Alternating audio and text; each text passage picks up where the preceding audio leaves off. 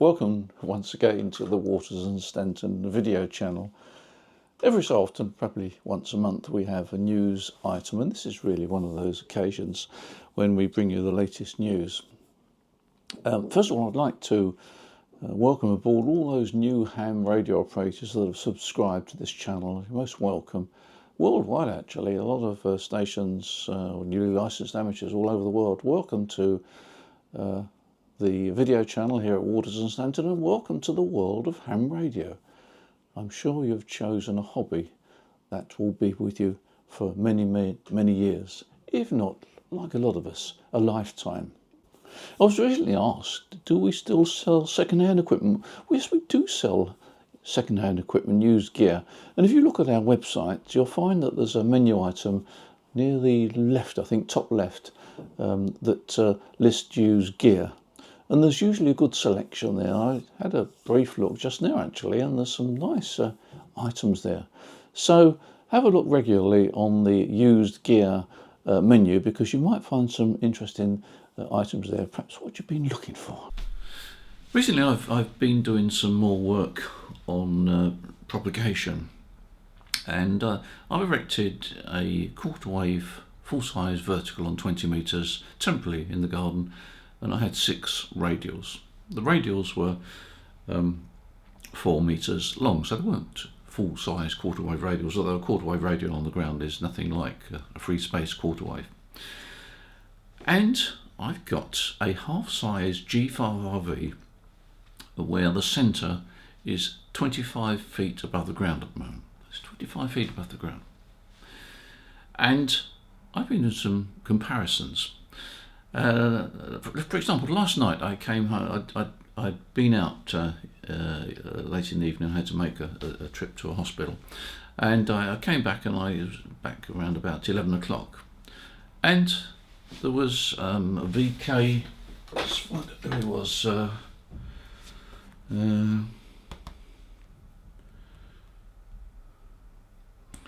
VK2, this was on 20 metres, VK2GR was on, and he was calling CQ actually, and I went back to him, and this is 11 o'clock at night, by the way. I went back to him on the G5RV, and I got a report of 579 on CW, and I switched over to the vertical, and really and truly I could not tell the difference, and neither could he. There was no change in the signal level. And then this morning I worked VK7BO, and again I got 579 from him in obviously Australia, and again I did a comparison. There was absolutely no difference in signal level between the vertical and the 25 foot above ground horizontal antenna. Now we know that there's no way an antenna on 14 megahertz, 20 meters at 25 feet is going to have anywhere like 5-degree takeoff angle. There won't be any 5-degree at all. So really and truly it just underlines the fact that this 5-degree figure is misleading. It's misleading everybody. You can work DX. You don't have to have an antenna that's got a very, very low angle radiation in order to work DX. And the reason being is that because long haul DX is multi-hop, and therefore multi-hop means to say that you can actually work DX with a much higher angle radiation than 5 degrees. So if you see this constant pressure of 5 degrees, it's so misleading. You don't need 5 degrees to work DX. I've proved it time and time and time again. One of the product lines that's selling very well is the range of gear from China, the Zigu range, and they make some particularly good low power equipment if you're into QRP or low power operation, or you want an HF transceiver that you can stick in your pocket and take with you on holiday or wherever.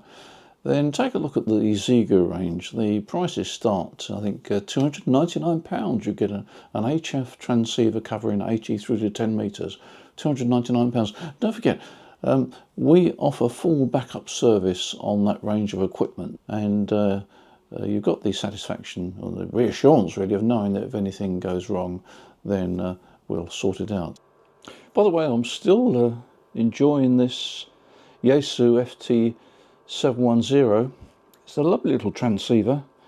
It's Yaesu's first fully SDR transceiver from front end to back end, and it's really good. It's got the receiver performance is really good. It's nice and quiet, and I've had this now for about 3 or 4 months, and a number of people have actually bought this, I think on the strength of a video that I did originally, and everybody said how pleased they are. It's fantastic little radio, and if you buy it without the speaker, the FT710, without that speaker, it makes a combined base station and portable transceiver.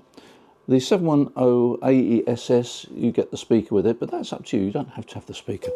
But yeah, it's great. I've used it a lot on CW. It's great for CW, and likewise it's great for SSB. So if you're in the market for a new transceiver, take a look at the 710. It offers an awful lot for a very reasonable price. And if you look at the Sherwood Engineering test results on the internet, you'll find that it's very near the top. So have a look at the spec, take a look on their website. I think you'll be impressed. I've been very impressed with it, delighted with it really.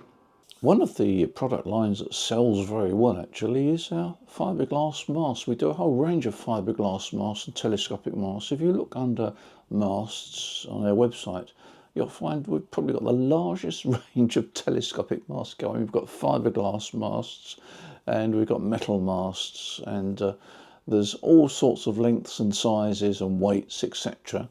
So if you're looking for a mast that you want to use around the garden, or as an inverted V, or to support a wire antenna, we've probably got exactly what you're looking for. I think the height goes up to around about 65 or 70 feet. What's that? Around about getting on for 20-25 meters. So it's some reasonable heights there. So take a look if you're looking for a mast. We're now coming into the summer weather, and it's an ideal time to think about getting the antenna sorted out. I know I've got to do some work out in the garden. I knew that I got to do some work, but I was happy that it was winter and it was too cold to do it. But now it's warming up. I've actually got to get out in the garden and do a bit of work on the antennas.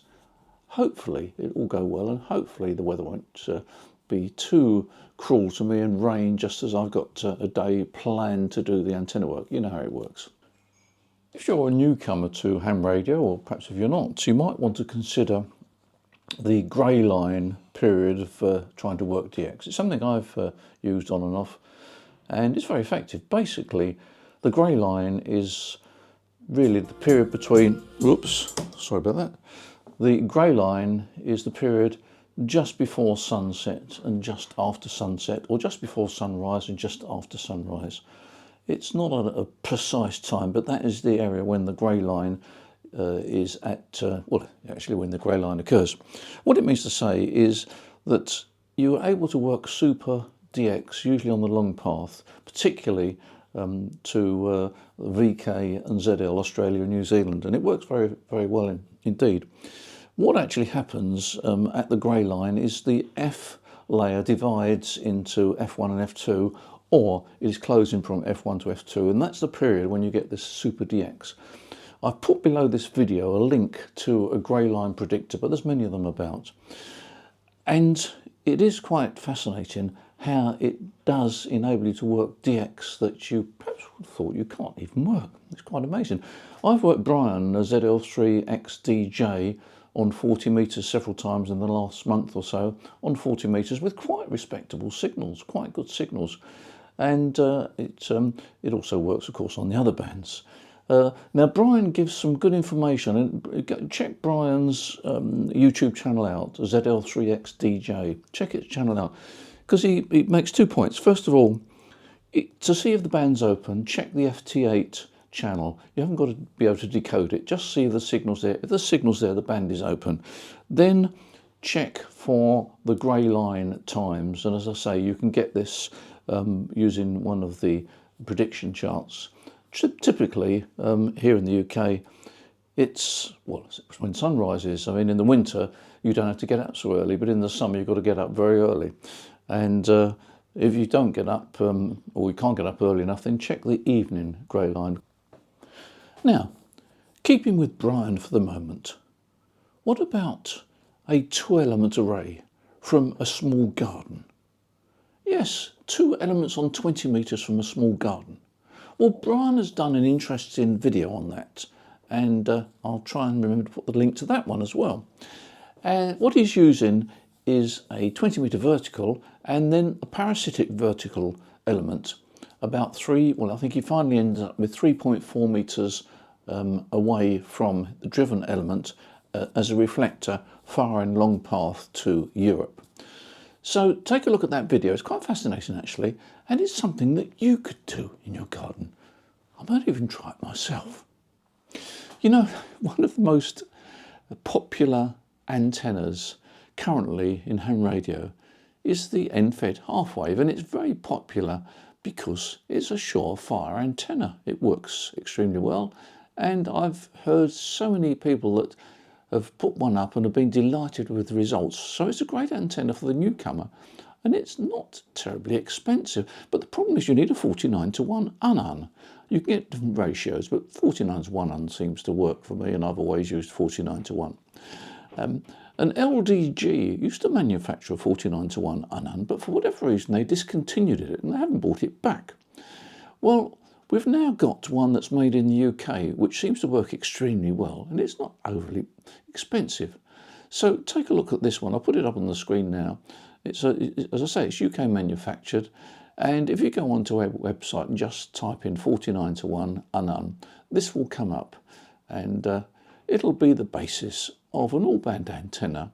Well, I say all-band, it depends on how long your wire is, but if you've got a wire that is 20 metres long, which is halfway from 40 metres, that'll give you 40, 20, 15 and 10 with no problems at all. So check that one out. Now, one video that's recently been published is by Ofcom. Now, Ofcom don't often publish videos, or at least not about ham radio. But they've just published a video in the last 24 hours which really summarises the licence changes here in the UK. Now, if you haven't been aware that the ham radio licences in the UK have changed, particularly if you live in the UK, you must be living in a cave, because I think everybody's heard of it, but probably not so many around the world, perhaps not so many around the world are that interested. But I would like to compliment Ofcom on the fact they've published a video, and it's a very concise video. It summarises very nicely the changes that have been made to the ham radio licence. So I've put a link below this video. Take a look and you'll see the main headlines covered in this well put together video. I recently published a video about the JPC12 portable antenna, and here's another way of mounting it, this time on a picnic table or something like that. And you can just tighten it, bracket up on the table. I've got a little bit of an overlap on the side there, come around here, because the bolt protrudes below, because that's holding the base unit on there. But it's quite firm. If we come around the other side, you can see that we've got the places for the radials. You can put the radials on there, or you can use the original radial kit and put it under there. It's a large washer that goes under there. So that's another way of mounting this very popular antenna. If by any chance you haven't seen the review, check it out. It's a very interesting portable antenna. So there we are, that's the update for April, and I once again thank you for your support on this channel, much appreciated. And thank you for all the comments you make, very interesting. It's also encouraging to hear from people who have watched the videos and found something that they didn't know or they can experiment with, and very often they come up with some alternative suggestions, which is equally welcome. So appreciate all that, all those comments you post on the videos. In the meantime, when you enjoy your ham radio, you take care, and as usual, I'll say that again actually. As usual, I'll look forward to seeing you in the next video. Bye for now.